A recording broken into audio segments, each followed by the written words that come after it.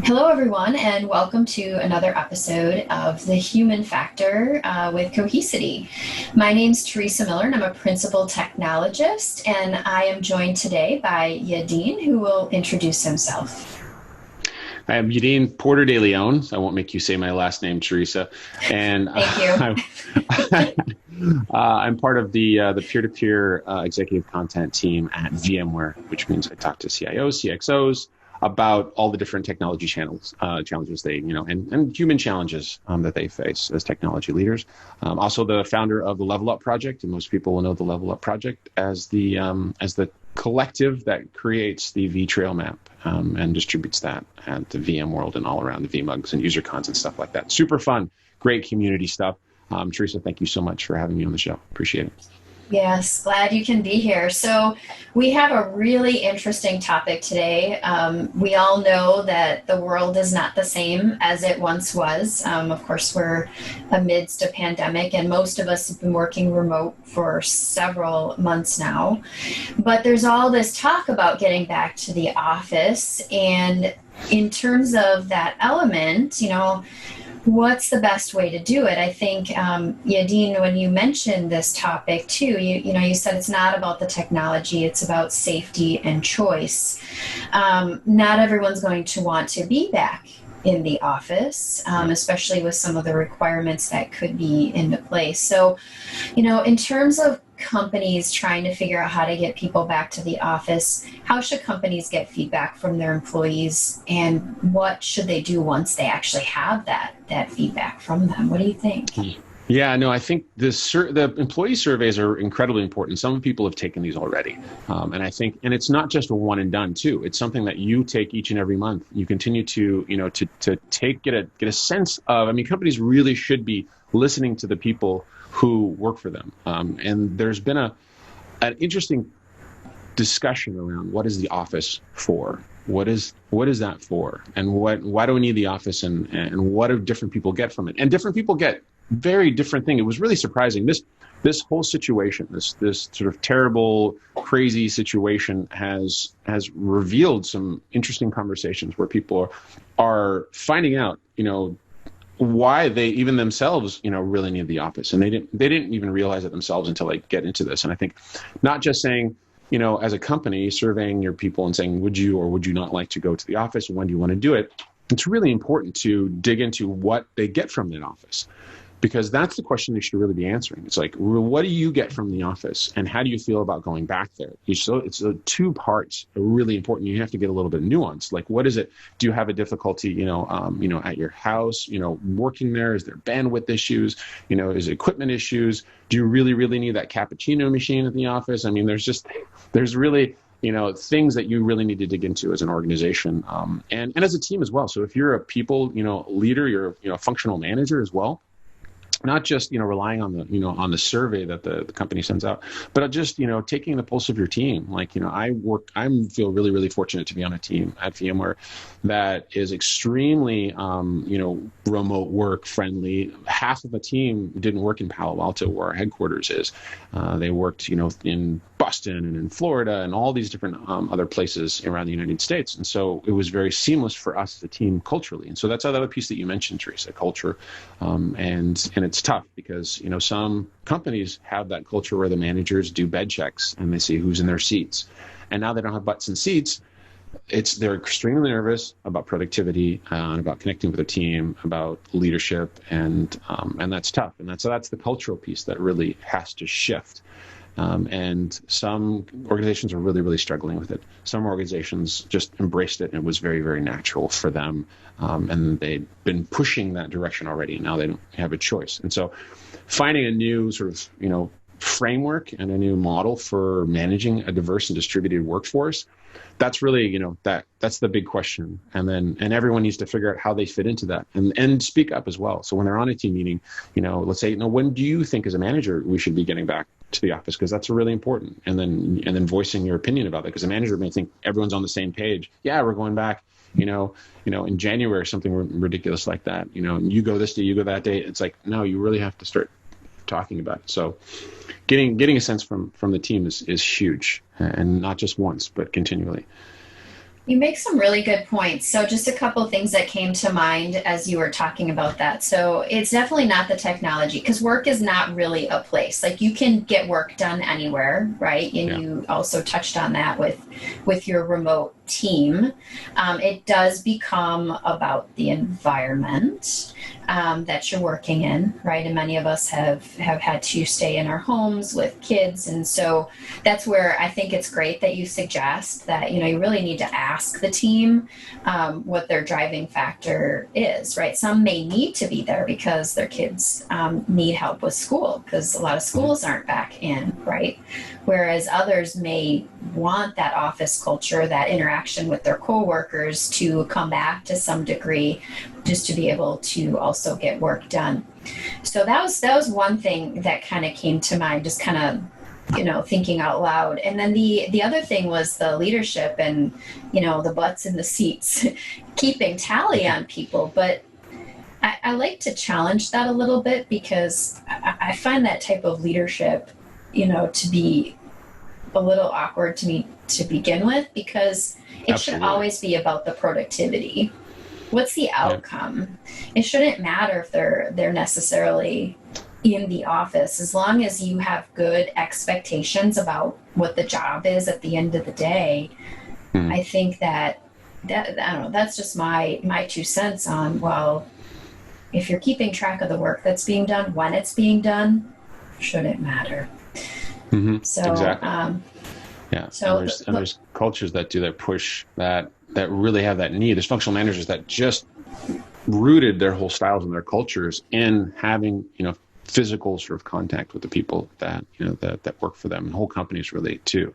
Especially there's some mid-sized companies I've heard stories of just the CEO has run this company forever and it's never gotten any bigger. And it's this mid-sized company, and then they'll actually put cameras like in like the office to be able to see if somebody was like in a place, and that's just toxic. I mean, no matter what, even without having the situation, that's just a toxic environment, mhm, and it's tough. The companies that struggle with that didn't build the trust, which is kind of embedded in what you were saying, Theresa, too, is that mhm, the output is really what you look at. So you should trust the people to who are given that expectation to be able to meet that or exceed that expectation. And if they don't, well, then you have a conversation and you figure out what's in their way or what's challenging them, and you support them rather than the other way around, where like I need to crack a whip to make sure that this team stays on track. And that's just, that's always been toxic. And that's been, the case in so many organizations that I've worked in. And I feel like I'm finally working for an organization that, and a team, because every team is different too. That's the thing. It's like, well, organizations aren't homogenous. There's a diverse sort of array of cultures, and now there's I think that this situation has created some alignment though, where people have to trust people more. There's not a choice, so it's not managers don't like, okay, I'll trust you to work one day home a week. It's like, no, you don't have a choice anymore. They're working right. 5 days a week, and the great thing about that is that you've seen these productivities, this high level of productivities that you would never have gotten evidence of. And people are Right. realizing, oh, wow, this actually can work. I can trust the people on my team to do what they're supposed to do. And now that, that frees up my time, it frees up my mental energy, that, makes my job easier as a functional manager or as, as an organizational leader to be able to say, okay, I can trust my team.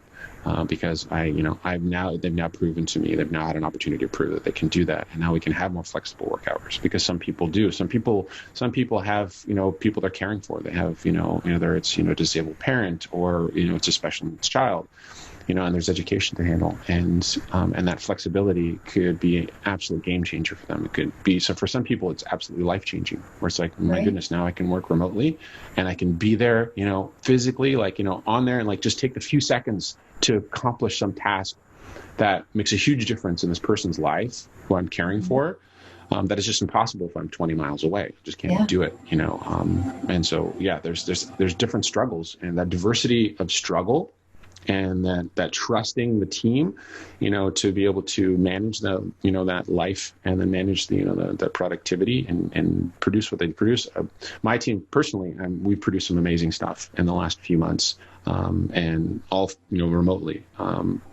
And it's just been proof positive that great things can be done. But like you said, I think previously, I think even before we started recording, it's like we're just lucky we're kind of in an industry where we can do stuff like that.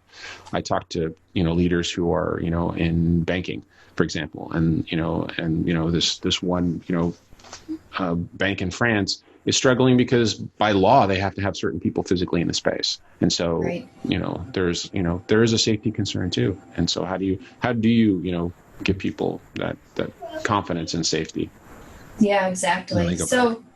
So let's go back to, so we there's lots of good reasons to allow people to be remote, right? And it's going to go on for a while, but if we're talking about getting back to the office, what cultural and logistical changes have to happen before that's even really possible? I mean, we talked about a little bit, right? But Yeah, it's tough because people have different ideas about what safe means. And the culture that's the toughest problem, because you could have all the rules and signs and everything, but it really gets down to the leaders have to talk to their teams, and really from top down, where like the head of the organization, CEO, head of HR have to like sort of lay this out, and continue to do this drumbeat for weeks and months about what expectations are. And those functional managers have to then beat that the drum in their team meetings, what those expectations are, because you can't just get people who go in and then just go rogue, because what, I know everyone says this, I know this is what the rules are, but I don't believe that COVID even exists. I think it's this plot for 3M to sell more masks or something. You can't have that kind of a culture. And so the logistical changes, you have to have all those pieces in place where like, hey, if you can't be in the same space as this, you can only have a building like 50% occupied or something like that. That's one big one. How do you even manage that? Like if I'm driving to work, now how do I know like we've hit 50%, or like, is the door just locked out and there's a sign that flips over? So I mean, those are some logistics. And then the cultural piece is, okay, once I'm in the building and it's only 50% occupied, what's the etiquette for when someone's coming down a hallway? Do I eddy in? Does the person on the left have the right? I mean, there's all this stuff that we haven't solved for bringing people in and having them be safe in an office environment, indoor environment. And it could be like, hey, everyone just wears masks and then we don't worry about anything else except for washing hands. And the solutions are different, but that culture piece, like you said, like what cultural changes have to happen, everyone has to be agreeing that this is the way that you behave under the circumstances, because before we've never established anything like that. So culturally, that has to be established, and that's a hard thing to do. I agree. I think it is completely hard to do. I think you have to be in communication with your employees. So let's say the office is reopening because maybe your community is not hit by COVID as hard at the moment. And so people are trying to get back to the office. What should an employee do if they're feeling pressured to return to the office, but they're emotionally not ready for that, or for other reasons, right? You mentioned some great things about how even being home might help people in unexpected ways. So maybe it's not even just COVID, maybe it's the lifestyle is just better for them. What Mhm. should they do with that pressure if they're feeling it? Well, I know, of course, the easy answer is speak out, which may or may not be easy, because for some people, it's like, okay, it's just like any situation. You have a whole group of people that are going and doing something, and you want to be the one person that doesn't go and do that. And so there's whole sort of pressures and anxieties around that. And just like any remote worker too, it's like, oh wait, now the team has all decided they're doing this. I'm the one person who doesn't feel comfortable or feels that remote is much better for me. That has been my choice. Well, now how does that affect the team dynamic? Am I going to get a raise or a promotion? Am I going to get the projects that I wanted? Are people going to be at the office doing the water cooler talk, talking about how, I'm like, this one who's scared or afraid or just not part of the team. And all of a sudden people are having to make these choices and cross bridges that they didn't have to before. I'm just me. And like, I have some neighbors that like will try to come and like get like 1 foot away from my face, and do the thing where you whisper like, oh, hey, you hear about that thing on the news where they get super close to you, and I have to back off. Whereas before it wouldn't have been a problem. Now I'm in all these awkward situations. I'm asking, neighbors' kids to behave differently, and the neighbors may not be happy about that. And, this is going to come up too at work, where you're going to make decisions and choices that you feel are right for you. They're going to create, potential rifts, potential awkward moments, potential strife, potential whatever. And you may not know. And people may not even speak up about it. Like you may have offended somebody and they're just not going to say anything. It's like, dude, I can't believe, like, every time I walk over, they just take a step back, like they're afraid of me or something, like I'm infected. Why do they think I'm infected? Why can't I just go up and talk to them? And you'll get people getting angry at each other for stuff that just wouldn't have been an issue before. And now all of a sudden you're put in a position where you have to make those kinds of choices. And so if I choose to be home, what does that mean for my career if the rest of the team's going to the office? That's a big rift. And so that is a personal choice that you'll have to make, balancing between that. It's like, well, if you're feeling pressure to go back, you have to speak up. You have to say, hey, look and the thing too is if you're committed, say you're committed. If you're passionate, say you're passionate, and say, but at the same time, say, I'm also really, I really want to work remotely, continuing until we have a vaccine that's been proven over months and months and months that works. I want to make this choice, that because that's the right choice for me. Or we've got herd immunity, or there's something else that goes on. There's some threshold that we have to meet we haven't met yet. And I know the rest of the team may be comfortable with that. That's their choice. But I need to make this choice, and here's the reasons why. But here's the reasons why, I'm still committed. And now you have all this. The only sort of headwind, or the only momentum you have, the only positive you have lately is that you've proven over the last few months that you've been able to execute, and you've been able to be part of the team because you've been remote months after months. So you have a track record now to point to that you didn't before. Nobody did. Like, Right. There are some few people that have this lifestyle all the time, but now, many people, who are being pressured to return can say, look at what I accomplished remotely. I can continue to do that. And I think that's a convincing argument now. Yeah, I think that's really interesting. I think in my specific community, as it relates to remote work, in the last 5 years, most companies, if you would ask them, they would say they didn't have a work from home or work remote policy. Mm-hmm. But then you'd go work for said company, and over time, as that trust has been built, they then would maybe allow some, right? Yeah. But always bringing people back to the office.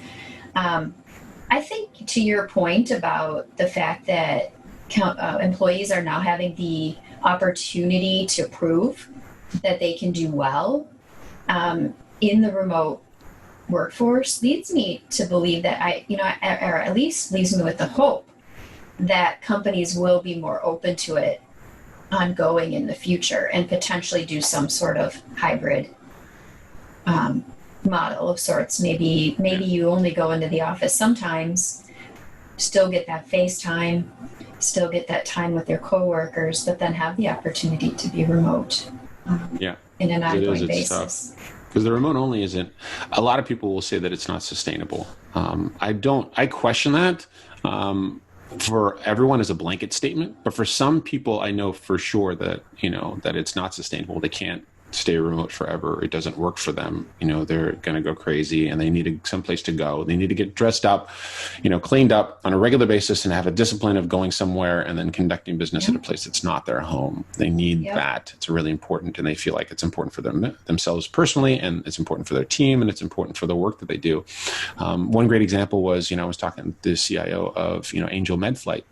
And they do emergency flights from site to site, for people who are, for various different things, injuries, and they were like one of the first people to be approved, to kind of move COVID people around, and they're like, there's just medical decisions they feel like are made better by having the team sitting right next to each other and being able to, not have to chat and type or call someone, just being able to, hey, what about this? Hey, what about that? And quickly be able to make, decisions, especially when people's lives are at risk. Mm-hmm. And so there's going to be certain sort of one end of the spectrum where, hey, it's really important for us to be together so that we can, do things like save lives. But on the other hand, it's like, look at, if you're just trying to ship code, for example, and like, okay, at least the code, just like it was before the pandemic, okay, these coders, developers can be anywhere.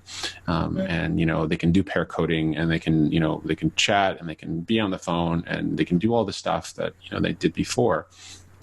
Because it was funny, because you go to some places like, I don't know, you go to Twitter, you go to Google, and you go to like one section where there's a whole bunch of developers. All it is like rows of people with their headphones on, looking at screens, not talking to each other. So it's like, you kind of look at that like, Why are they here? Oh, the free food. That's why, because the food's really good. Google, it is. It's really, the breakfast burritos. Oh man, those are super tasty. Love them. Love the Google campus. And it's exactly like it looks in the movie. If you've seen the movie Really? Intern, yeah, it looks Yes. exactly like that. Yes. The people That on the movie's bikes and awesome. sitting on the lawn, it looks exactly like that. Oh, that's awesome. And yeah, so that's the situation. So it's interesting because we haven't had a dialogue from a business standpoint that's become so personal.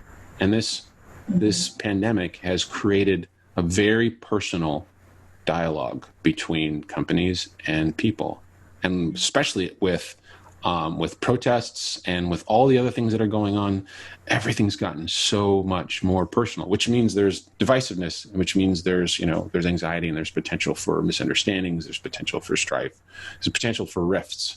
And so I think that's the one big thing that I'm trying to, as an individual within a company, is trying to continue to promote that culture of inclusion, that there's no us versus them. There's no, hey, that we're the people who are going to go to the office and you're going to be the people who stay remote. There's no, I believe this and you believe that, therefore, I'm going to judge you. It's tough. But I think that's the battle that we're doing right now. And that's the battle that the organizations have as well, is to continue to foster that kind of a culture of, hey, let's be choice first. This decision is hard and it's going to be different for everyone. And so let's figure out how we can give people that choice, and create a culture that allows the people in the organization to accept each individual's choice. While they're still getting things done, they're still getting work done. There's so much talent and intelligence and brilliance in so many different parts of the world, and we want to capture that, and we want to harness that, and we want to encourage that, and we want to make sure that that we continue to build.